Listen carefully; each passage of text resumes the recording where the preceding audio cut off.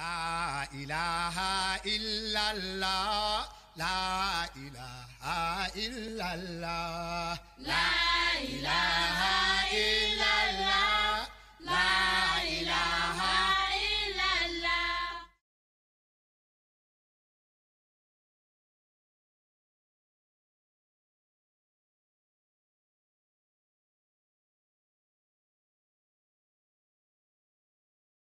أشهد أن لا إله إلا الله وحده لا شريك له وأشهد أن محمدا عبده ورسوله أما بعد فأعوذ بالله من الشيطان الرجيم بسم الله الرحمن الرحيم واعتصموا بحبل الله جميعا ولا تفرقوا. Et cramponnez-vous ensemble à la corde d'Allah et ne soyez pas divisés. Le Saint-Coran, chapitre 3, verset 104. Ati'ullaha wa ati'ur Rasul. Obéissez à Allah et obéissez à son messager. Le Saint-Coran, chapitre 24, verset 55. Chers auditeurs, le thème de mon discours est les bénédictions du califat et nos responsabilités.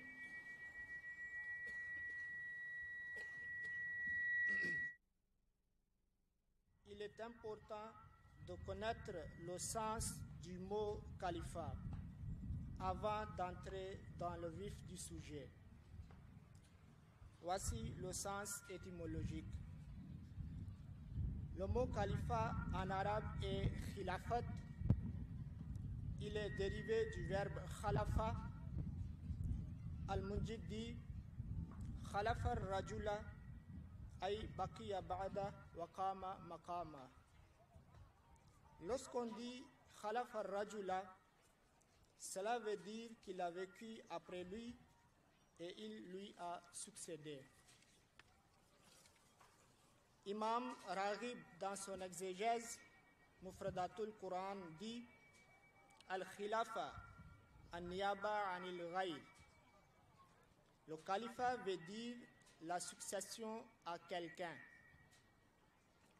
Selon le terme islamique, le calife est celui qui représente directement Allah. Ce représentant est appelé le prophète. Et celui qui succède à un prophète est aussi appelé un calife. Chers auditeurs, maintenant j'aborde les bénédictions du califat. L'une des bénédictions du califat est l'union entre les croyants. Selon un rapport de Pew, un centre de recherche, le nombre de musulmans dans le monde est 1,6 milliard. Le saint prophète sallallahu alayhi wa sallam dit Yushikul umamu an tada'a alaykum kama tada'al akalatu ila qas'atiha. Faqala qail wa min killati nahnu yawmaizin qal bal antum yawmaizin kasir walakinnakum ghutha كغصاء السيل ولا ينزعن الله من صدور عدوكم المهابة منكم. Le temps s'approche où les nations appelleront les uns les autres pour vous envahir, comme une invitation à un régal pour les gourmands. Quelqu'un demanda, sera-t-il à cause de notre petit nombre? Le saint prophète sallallahu alayhi wa sallam répondit non, vous serez beaucoup à ce moment-là, mais vous serez comme les débris de l'inondation. Votre ennemi n'aura aucune peur de vous. Sunan Abi Daoud, Kitabul Malahim, Bab fi Tadail Umam al-Islam. Aujourd'hui, les musulmans sont nombreux dans le monde, mais ils ne sont pas unis derrière un chef. Ils s'entretuent et l'ennemi détruit leur pays au nom de l'Organisation des Nations Unies. La Syrie, la Libye, l'Irak, le Yémen, l'Afghanistan, le Pakistan en sont des exemples clairs. Ils sont leur festin et leur économie. Ainsi, la prophétie du saint prophète sallallahu alayhi wa sallam se réalise mot par mot. Comment peut-on changer cet état misérable des musulmans d'aujourd'hui? Si les musulmans restaurent leur unité, beaucoup de leurs problèmes seront réglés. L'ennemi de l'islam ne veut pas nous voir ensemble. Il nous divise et nous domine. Plus nous serons divisés, plus ils nous domineront.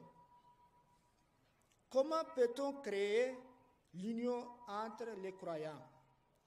Dieu dit, wa'tasimu bihablillahi jami'an wa la tafarraqu, et cramponnez-vous ensemble à la corde d'Allah, et ne soyez pas divisés. Le Saint-Coran, chapitre 3, verset 104.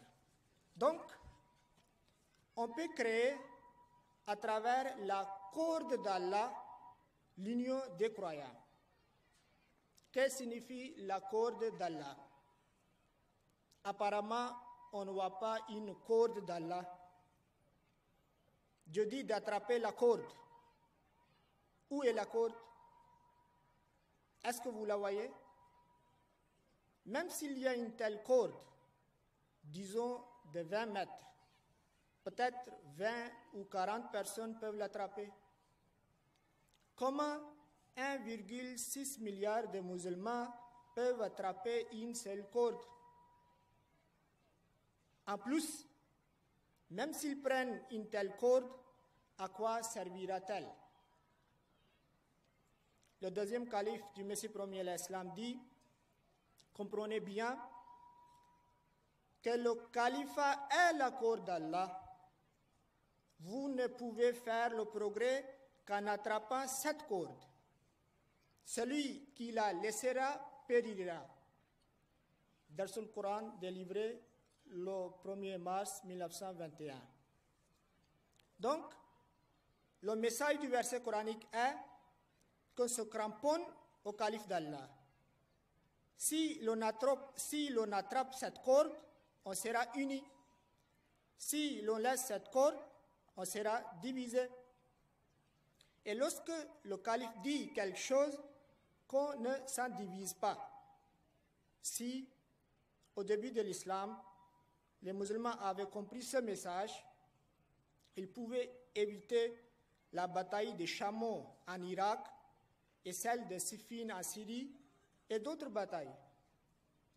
Malheureusement, aujourd'hui encore, ce sont les mêmes zones qui souffrent de guerre.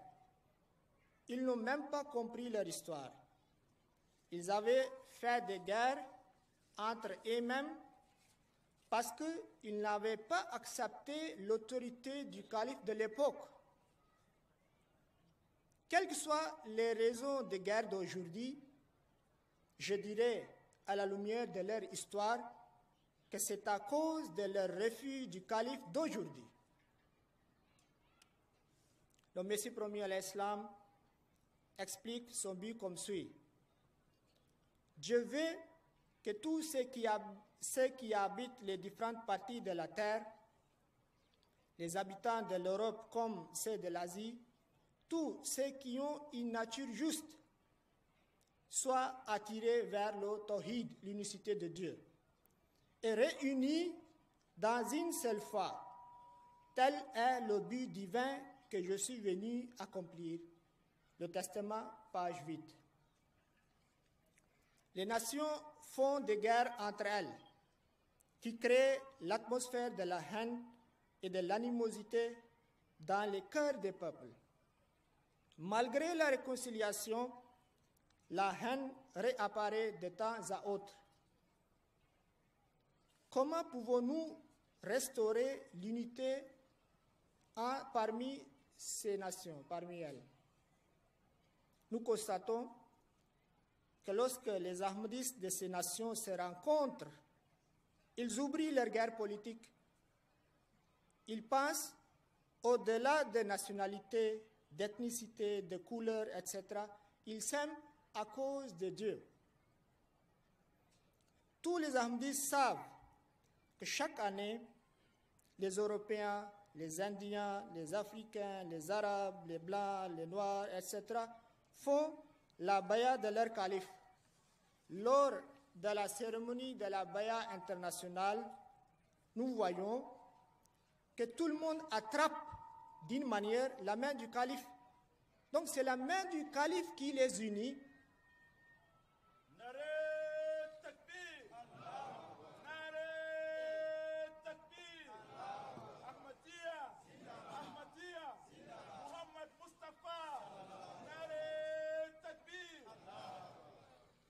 Les Ahmadis du monde entier sont unis à cause du calife du Messie premier à l'Islam. Les autres musulmans ne sont pas unis parce qu'ils n'ont pas accepté ce calife. Ils sont comme une équipe de tir à corde dont les joueurs ne tirent pas la corde en même temps et vers la même direction. En effet, le calife joue le rôle d'un rassembleur. Il rassemble les joueurs, il montre la direction et explique le moment d'action. Une autre bénédiction du calife est qu'il garantit la bonne foi des Ahmadis. Les autres musulmans nous considèrent de non-musulmans. Mais le Saint-Coran nous déclare des croyants. Dieu dit « Wa'adallahu allazina amanu minkum wa amilu salihati » Allah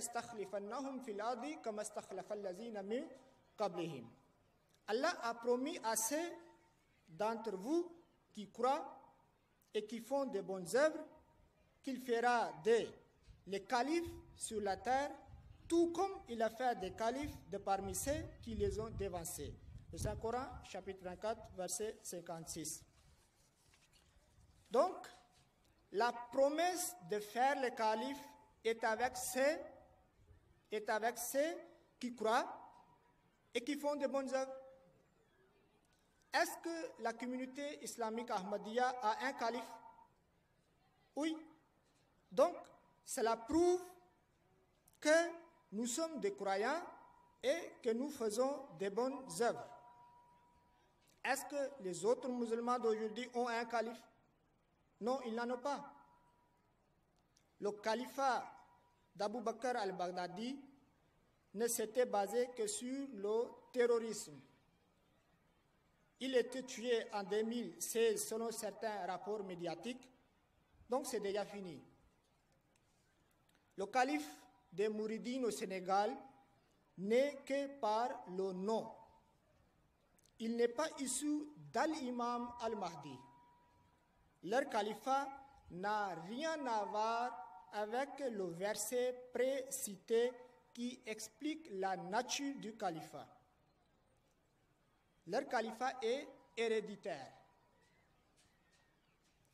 30 ans après la mort du saint prophète sallallahu alayhi wa sallam, le califat a disparu. Alors que les compagnons du saint prophète sallallahu alayhi wa sallam étaient toujours vivants. Est-ce que cela veut dire qu'ils n'étaient pas de croyants? Les compagnons du saint prophète sallallahu alayhi wa sallam étaient certainement des croyants. Mais il y avait des milliers d'autres musulmans qui manquaient de formation. Nous ne jugeons pas leur foi. Nous savons que les 3 dernières parmi les 4 califes ont été martyrisés. Nous disons simplement que Dieu a réalisé sa promesse du califat avec les Ahmadis. Et cela prouve de façon catégorique la fausseté de leur critique que les Ahmadis ne sont pas des musulmans. Une autre bénédiction du califat est que nous aurons de multiples récompenses de nos bonnes œuvres auprès du Seigneur à cause du calife. Pour comprendre cela, je vous donne l'exemple de la prière. Une prière faite en congrégation a 27 fois plus de mérite que si on l'a dit seul. La prière est un acte d'adoration et est une bonne œuvre. Le simple fait de l'accomplir derrière un imam apporte le bonus. De même, le croyant a la récompense pour chaque bonne œuvre qu'il fait individuellement ou collectivement. Mais les Ahmadis qui font de bonnes œuvres sous la direction du calife ont plus de mérite. Ainsi se développe le sens de collectivité et d'organisation dans la société. Islam Ahmadiyya Zindabad. Islam Ahmadiyya Zindabad. Khilafat Ahmadiyya Zindabad. Khilafat Ahmadiyya Zindabad. Nare Takbir. Découvre les manquements des individus à cause du calife. Prenons encore l'exemple de la prière. Le Saint-Prophète sallam avait dit « La salata liman lam yaqra bi fatihatil kitab » que si l'on ne récite pas la fatiha dans la prière, sa prière ne compte pas. Bukhari, Kitabul Azan, Bab Wujub il-Kira l'imam wal mamoun fi salat kulliha. On sait également, à la lumière des hadiths, que si un retardataire se joint à la congrégation avant ou durant le recours, la position courbée, alors sa raka, unité, est considérée comme faite. Il n'aura pas besoin de refaire à la fin de la prière. Voici un hadith. Le Saint-Prophète sallam dit « Man adraka rak'atan min as-salati faqad adrakaha qabla an yuqima al-imamu sulbahu » Celui qui se joint à la prière dans le recours, la position courbée, avant que l'imam se redresse, sa raka est considérée comme faite. Sahih ibn Khazima, Kitab al-Imama fi Salat. En effet, lorsqu'il se joint à la prière dans la position de recours, il rate la Fatiha. Et le Saint-Prophète sallam dit que s'il ne fait pas la Fatiha, sa prière ne compte pas. Malgré cela, le Saint-Prophète sallallahu alayhi wa sallam lui-même dit que s'il se joint à l'imam au recours ou avant recours, la raka sera considérée valable. Cela veut dire qu'à cause de l'imam, il trouve la récompense de ce qu'il a manqué. Il n'a même pas fait une partie de la prière, mais il trouve sa récompense. De même, les plus faibles parmi les suivants du calife tirent des bénéfices inattendus. Dieu couvre leurs manquements et il bénit leur travail et le fait fructifier. Chers auditeurs, maintenant j'aborde le deuxième point de mon discours, à savoir quelles sont nos responsabilités envers le califat. Il y a deux conditions pour l'établissement du calife. La première est la bonne croyance, la deuxième est la bonne œuvre. Le califat reste parmi nous tant que nous respectons ces conditions. Donc, notre lourde responsabilité est que nous croyons en Allah et à cette institution bénie du califat. Nous devons avoir une croyance pure et que nous faisions de bonnes œuvres conformes à cette croyance pour pérenniser cette institution. Et parmi ces bonnes œuvres, il y a l'obéissance totale au calife. Si quelqu'un dit qu'il croit au calife, mais il ne lui obéit pas, il ne peut pas profiter de ses bénédictions. Prenons l'exemple de la prière. Pour faire une prière en congrégation, il faut suivre complètement l'imam. Si l'imam est debout, qu'on soit debout. S'il est prosterné, qu'on soit prosterné. Le Saint-Prophète sallam dit أما يخشى أحدكم إذا رفع رأسه قبل الإمام أن يجعل الله رأسه رأس حمار. Ne craint-il pas celui qui lève sa tête dans la prière avant celle de l'imam que Dieu change sa tête en celle de l'âne?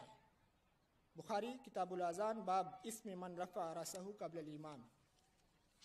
Donc, on risque de se déshumaniser lorsqu'on dépasse l'imam. L'imam est fait pour que nous soyons derrière lui. Que sera-t-il celui qui refuse même d'obéir au calife? Il se diabolisera parce que le Satan fut le premier à désobéir au calife d'Allah. Le premier calife du Messie premier à l'Islam était un exemple extraordinaire de l'obéissance vis-à-vis du Messie premier à l'Islam. Une fois, un hindou de Batala vint à Qadian pour voir Maulvi Nuruddin Sahib, le premier calife du Messie premier à l'Islam. Il lui demanda de venir à Batala pour voir sa femme qui était gravement malade. Maulvi Nuruddin Sahib lui dit de demander la permission chez le Messie premier à l'Islam. La permission a été accordée. Après la prière de Asr, Maulvi Nuruddin Sahib vit le Messie premier à l'Islam qui lui dit « J'espère que vous serez de retour aujourd'hui. » Il répondit « Oui ». Arrivé à Batala, il vit la malade. Il a voulu retourner, mais la pluie commença à tomber. Les gens lui dirent de passer la nuit à Batala parce que la pluie ne cessait pas. La route n'était pas aussi bonne. Il y avait aussi le danger des coupeurs de route. Mais Maulvi Nuruddin Sahib dit qu'il retournerait cette nuit même, à tout prix. Il retournerait même s'il devrait marcher parce que c'était lors du Messie premier à l'Islam. Il trouva le chariot et retourna. Il fut obligé de descendre plusieurs fois du chariot à cause de l'eau sur la route. Il marcha et blessa ses pieds, mais il arriva à Qadian la nuit même. Le Messie premier à l'Islam demanda aux gens à la prière de Fajr, est-ce que Maulvi Sahib était de retour la nuit? Avant que les gens parlent, Maulvi Sahib répondit, oui, je suis de retour. Maulvi Sahib n'a pas expliqué les souffrances qu'il a eues. Il dit simplement qu'il était de retour. Hayat Nour, page 189. Regardez le niveau d'obéissance de Maulvi Nuruddin Sahib, le premier calife. D'abord, il ne quitte pas Qadian sans la permission du Messie premier à l'Islam. Il était médecin. C'était normal qu'il aille visiter les malades, mais il ne part qu'avec la permission du Messie premier à l'Islam. Deuxièmement, malgré la pluie et les difficultés de route, il retourna parce que le Messie premier à l'Islam l'avait voulu ainsi. Un deuxième exemple d'obéissance, Munshi Imamdin Sahib avait fait la baya en 1894. Il avait l'habitude de fumer une pipe. Une fois, le deuxième calife du Messie premier à l'Islam a fait un discours contre le tabac. Munshi Imamdin Sahib l'a immédiatement abandonné. Il a pris la décision de ne plus fumer la pipe. Au début, il est tombé malade parce qu'il avait complètement abandonné de fumer. Les gens lui ont dit qu'il lui fallait se débarrasser petit à petit de cette mauvaise habitude. Mais il n'a pas du tout repris la pipe malgré la maladie. Il est resté ferme dans sa décision. Ainsi, il a fait preuve d'obéissance totale et il a réalisé la réforme de soi. Ashab Ahmad, volume 1, page 118. Donc, le calife nous fait perdre nos mauvaises habitudes. nous pouvons aussi réaliser un grand changement en nous si nous obéissons au califat comme il nous faut. Certaines personnes pensent que la soumission totale au califat est comme un système dictatorial. En effet, ils font une fausse ressemblance. On n'élit pas un dictateur. Il prend par force le pouvoir. Il fait son stratagème. Il ne respecte pas la Constitution. La Constitution est ce qu'il dit. Le calife est le choix de Dieu. Il est élu par les croyants. Il est sous le joug du Saint-Coran et du Saint-Prophète, sallallahu alayhi wa sallam. Les gens obéissent au dictateur par crainte, mais au calife par amour. Le dictateur a envie du pouvoir, le calife n'en a pas. Lors de l'élection du califat, personne ne présente son propre nom. Il ne faut pas la campagne électorale. Il ne salisse pas les noms des autres. Il ne faut pas de la politique sale. Cela traduit que le calife n'a pas envie de monter au pouvoir. Les gens payent leurs taxes au dictateur par crainte, mais ils payent leurs contributions financières à Allah à travers le système du califat par amour. Donc, il n'y a même pas une comparaison entre un dictateur et un calife bien guidé. Certains disent qu'on n'obéira au calife que dans certains ordres conformes aux préceptes islamiques. Ok. Mais pense-t-il que le calife peut donner un ordre contre l'enseignement islamique? Pense-t-il que le calife peut donner un ordre contre l'enseignement islamique? C'est comme dire à Dieu, oh Dieu, tu as choisi un calife pour nous, tu as bien fait. Mais c'est à nous de voir à quel moment lui obéir, à quelle occasion le refuser. On ne fait pas les conditions à Dieu. La question qui se pose est, que veut dire le serment dans lequel on dit que nous nous soumettrons à tous les ordres conformes aux préceptes islamiques que nous donnera le calife régnant. Cela veut dire que le calife donne toujours des ordres conformes aux préceptes islamiques. L'oubli est une chose, est une situation différente. Prenons encore l'exemple de la prière. Si l'imam oublie ou fait l'erreur dans la prière, est-ce qu'on l'abandonne? Est-ce qu'on l'abandonne? Non, on lui obéit toujours. On le lui rappelle. S'il oublie un verset, on lit ce verset à haute voix.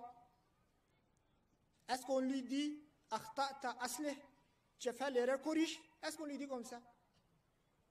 Non. Dans d'autres conditions, on dit simplement « Subhanallah », à savoir, Dieu seul est saint des erreurs. On le lui rappelle sans prononcer le mot « tu as fait l'erreur ». Sans prononcer le mot « tu as fait l'erreur ». On attire son attention d'une manière respectueuse en proclamant la sainteté de Dieu. Mais si l'imam continue dans son erreur, on lui obéit toujours. On le suit même lors du rattrapage. On ne se sépare pas de lui. Voilà la leçon que la prière nous donne. Il y a tellement de respect pour un imam d'une mosquée choisi par certains hommes. Le calife est l'imam de tous les croyants. Il est un choisi de Dieu, pas les hommes. Combien nous lui devons l'obéissance et le respect. خلافة أحمدية خلافة أحمدية حضرات أمير المؤمنين حضرات أمير المؤمنين خليفة المسيح الخامس خليفة المسيح الخامس نعرة التكبير. Donc, si dans la prière, qui est un acte d'adoration, on est obligé de suivre l'imam, même au moment de ses erreurs, combien de respect et d'obéissance mérite le calife? Le deuxième calife du Messie promis l'Islam dit, vous tous suivez les signes du calife, ne vous déviez pas le moindre de sa direction. Lorsqu'il donne l'ordre d'avancer, avancez. Lorsqu'il dit de vous arrêter, arrêtez-vous. Où il dit d'avancer, avancez là. Quittez d'où il dit de quitter. Anwarul Ulum, volume 14, page 515. Wa akhiru da'wana anil hamdulillahi rabbil alamin.